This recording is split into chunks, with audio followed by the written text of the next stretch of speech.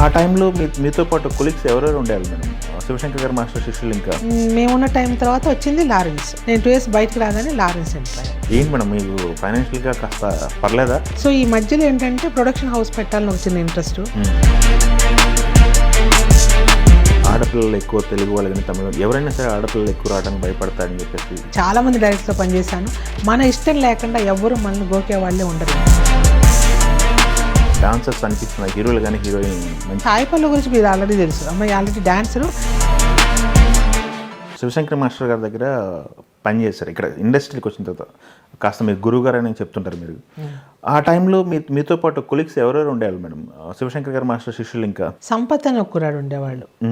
తను ఒక ఒడియా కాదు కన్నడలో మాస్టర్ అయ్యి మళ్ళీ తర్వాత ఇప్పుడు క్లాసెస్ అని తను వేరే రూట్కి వెళ్ళిపోయాడు. ఓకే. మేమున్న టైం తర్వాత వచ్చింది లారెన్స్. అంటే జస్ట్ నేను వచ్చి ఒక ఆయన దగ్గర 2 years వర్క్ చేశా. నేను 2 years బయటకు రాగానే లారెన్స్ ఎంటర్ అయ్యాడు. లారెన్స్ తర్వాత చాలామంది ఆయన దగ్గర చాలామంది వచ్చారండి. ఓకే. లారెన్స్ కూడా శివశంకర్ మాస్టర్ దగ్గర నుంచి వచ్చారు. ఓకే. ఈ ప్రభుదేవ గారు వాళ్ళ ఫాదర్ వాళ్ళంతా సపరేట్ కదా వాళ్ళు? అదొక స్కూల్ అండి. అదంతా ఒక్కొక్క డాన్స్ మాస్టర్ ఒక్కొక్క ప్లేస్ కదా. ఈయన దగ్గర నుంచి లారెన్స్ ఇలాగా వస్తూ మాస్టర్ అవ్వడం, మాస్టర్ అయ్యాక తిని సపరేట్ అయిపోయాడు. ఓకే. ఓకే. ఇంకా ఉన్నారు ఎవరో మాస్టర్స్, ప్రమిళ మాస్టర్ అని వాళ్ళు ఎవరో అప్పుడు ఉండేవాళ్ళు నేను రాకముందు.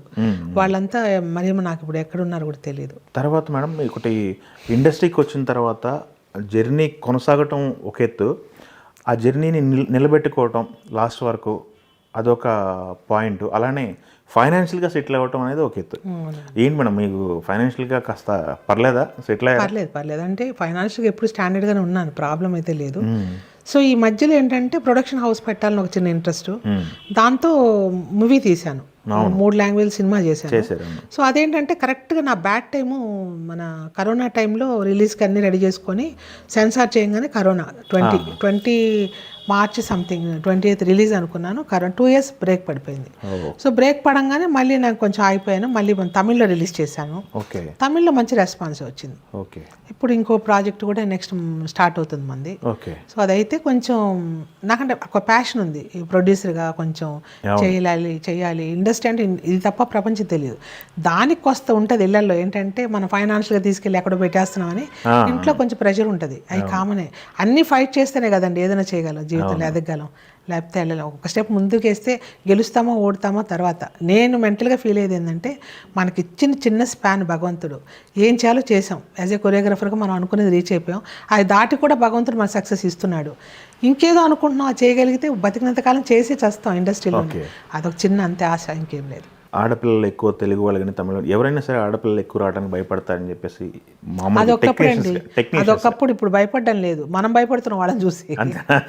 అసలు ఒకప్పుడు సినిమా ఇండస్ట్రీకి రావాలంటేనే ఆడపిల్ల ఎందుకు పంపిస్తున్నారు సినిమా ఫీల్డ్కి బ్యాడ్. కానీ ఒక్కటి మాత్రం నిజం అండి, ఎక్కడికి వెళ్ళినా మనం ఉండేదాన్ని బట్టే ఉంటుందండి. మనం మంచి అయినా చెడైనా ఇండస్ట్రీకి నేను వచ్చి చెప్తాను, చాలా సినిమాలు చేశాను, చాలామంది డైరెక్టర్తో పనిచేశాను. మన ఇష్టం లేకుండా ఎవ్వరూ మనల్ని గోకే వాళ్ళే ఉండరు ఇండస్ట్రీలో. ఇది ట్రూ, 200% ట్రూ. అది దాటి నీలో ఏదైనా వైబ్రేషన్ ఉంటే, నీలో ఉంటే అది ఎవరేం చేయలేరు. అది ఇక్కడ అలాగే జరుగుతుంది, బయట అలాగే జరుగుతుంది. దాన్ని మనం తప్పని చెప్పలేం. నిజాయితీగా అందరూ నిజాయితీగా ఉంటారు. ఎవరో రాంగ్ స్టెప్ చేసేవాళ్ళు సినిమా పేరు పెట్టుకొని, కొద్దిమంది ఒక కంపెనీలు పెట్టుకొని అమ్మాయిల కోసమే సినిమాలు తీస్తే వచ్చేవాళ్ళు ఉంటారు. వాళ్ళతో ట్రావెల్ చేసిన కర్మ మనకేముంటుంది? అలాంటి వాళ్ళే వెళ్తారు వాళ్ళకి. వాళ్ళ హీరోయిన్లు కూడా అలాంటి వాళ్ళే వెళ్తారు. అంతేగాని ఒక మంచి టెక్నీషియన్ వెళ్ళి పనిచేయరు. సో దాని గురించి మనం ఆలోచించాల్సిన అవసరం లేదు. చెడిపోయే వాళ్ళు ఎక్కడో చెడిపోతారు, మంచిగా ఉండే వాళ్ళు ఎక్కడో బాగుంటారు. కానీ ఇప్పుడు వస్తున్న వాళ్ళందరూ కత్తుల్లో వస్తున్న అమ్మాయిలు ఎడ్యుకేటెడ్. సో వాళ్ళు ముందుగానే ప్రిపేర్ అయ్యి సెలెక్ట్ అయ్యేటప్పుడు కూడా వాళ్ళు రూల్స్ చెప్పుకొని వచ్చి పనిచేస్తున్నారు. సో హ్యాపీగా ఉంటుంది. ఇది ఇప్పుడు జాబ్లో ఉంది, అందరు పనిచేసి వెళ్తుంటే. ఇంతకుముందు మేమున్న కాలంలో కాస్త ఇబ్బంది పడే వాళ్ళంతా మాతో వచ్చి ఏడ్చుకునేవాళ్ళు, ఆ మాస్టర్ ఇలా డైరెక్టర్ ఇలా అంటున్నాడు. నేను చెప్పేదాన్ని, నీకు నెగిటివ్ అనిపిస్తే వెళ్ళిపో, యూనియన్లో కంప్లైంట్ ఇచ్చేసుకో, నువ్వు ఎవరికి భయపడొద్దు. అలా కొంచెం నేను ధైర్యం మోటివేషన్ ఇచ్చేదాన్ని అనమాట. అప్పట్లో కూడా అందరు కొంచెం స్ట్రిక్ట్గా ఉన్న వాళ్ళు చాలామంది ఉన్నారు. ఇంకా వాళ్ళ పర్సనల్గా చెడిపోయే వాళ్ళు మనం ఏం చేయలేమండి. దాన్ని కంపేర్ చేసుకుని చాలామంది ఇండస్ట్రీలో ఒకరు చేసిన తప్పు వల్ల ఇండస్ట్రీని అందరినీ బ్యాడ్ చేయడం అనేది చాలా రాంగ్. అది ఈ జనరేషన్లో మీకు డాన్సర్స్ అనిపిస్తున్న హీరోలు కానీ హీరోయిన్లు మంచి మీకు? సాయి పల్లవి గురించి మీరు ఆల్రెడీ తెలుసు. అమ్మాయి ఆల్రెడీ డాన్సరు, మన డీ ప్రోగ్రాంలో కూడా అమ్మాయి చేసిపోయిన అమ్మాయి. సో అమ్మాయి మంచి డాన్సర్ అందరికీ తెలుసు. ఇప్పుడు అందరూ చేస్తున్నారు కదా, కాస్త మ్యాక్సిమం అందరు చేస్తున్నారు అమ్మాయిలు, ఒకళ్ళిద్దరు తప్ప మిగతా అందరు హీరోయిన్లు చేస్తారు డాన్స్. ఓకే. హీరోలు, ఎందుకంటే కొంతమంది స్పెషల్గా డాన్స్ అంటే వీళ్ళు లేదండి, ఇప్పుడు వచ్చే హీరోలు అందరూ కూడా ముందే ట్రైన్ అయిపోతున్నారు. పక్కా డాన్స్, పక్కా ఫైట్, అంటే అవి లేకపోతే హీరో కాదు అని మెంటల్గా ఫిక్స్ అయ్యి నేర్చుకుని వస్తున్నారు అందరూ. ఓకే. ట్రైన్ అయ్యే వస్తున్నారు. ఇంతకుముందు అలా కాదు, లక్కీగా నాన్నలో అమ్మలో తోసేసేవాళ్ళు హీరో కావాలనేసి, వాళ్ళు బ్యాక్గ్రౌండ్ పెట్టుకుని వచ్చేసేవాళ్ళు, వచ్చాక నేర్చుకునేవాళ్ళు. ఇప్పుడు అలా కాదు, నేర్చుకునే వస్తున్నారు. ఓకే.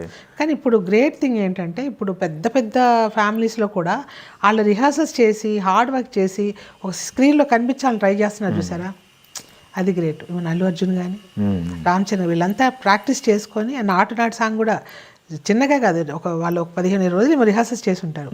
సో ఇంత హార్డ్ వర్క్ చేస్తున్నారంటే హ్యాట్స్ ఆఫ్, మన నిజంగా చాలా గొప్ప విషయం అది. మీకు పర్సనల్గా ఇష్టమైన డాన్సర్ ఎవరు మేడం? వర్క్ చేసిన వాళ్ళు, చేయని వాళ్ళు, లేకపోతే తెలుగానే కాదు, ఏ ఇండస్ట్రీ అయినా మీకు పర్సనల్గా మంచి డాన్సర్ అంటే?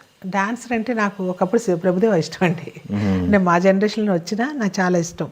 ఓకే. తనకి బాగా ఎంజాయ్ చేస్తాను. ఆ ప్రేమికుడు, ఆ సినిమాలప్పుడు ఆ వెన్నెలవే అవంతా ఒక మేకింగ్ స్టైల్ కానీ ఒక బాగుండేది. సో చాలా బాగా ఎంజాయ్ చేస్తాను. అంతే, ఇప్పుడు డాన్స్ మాస్టర్స్గా నా సరోజ్ ఖాన్ మేకింగ్ స్టైల్లో ఆవిడ హిందీ చేసేటప్పుడు కొన్ని సాంగ్స్కి చాలా ఫ్యాన్ నేను. 10 సార్లు చూసేదాన్ని ఆ సాంగ్. ఆవిడ ఏం చేసింది అంటే, యాజ్ ఏ ఉమెన్, నేను ఉమెన్ కదా, నేను ఇక్కడ సౌత్ సరోజ్ ఖాన్ అని నాకు ఏదో ఒక వాళ్ళ టైటిల్ ఇచ్చి ఏదో చేస్తాను, మనం అంతవరకు రీచ్ అయినా అవ్వకపోయినా నేను కూడా గెలవాలి కదా, అందుకోసం ఎప్పుడు ఆవిడ సాంగ్స్ ఎక్కువ చూసేదాన్ని. సో ఆవిడ ఒక నాకు మంచి ఇన్స్పిరేషన్ అనమాట.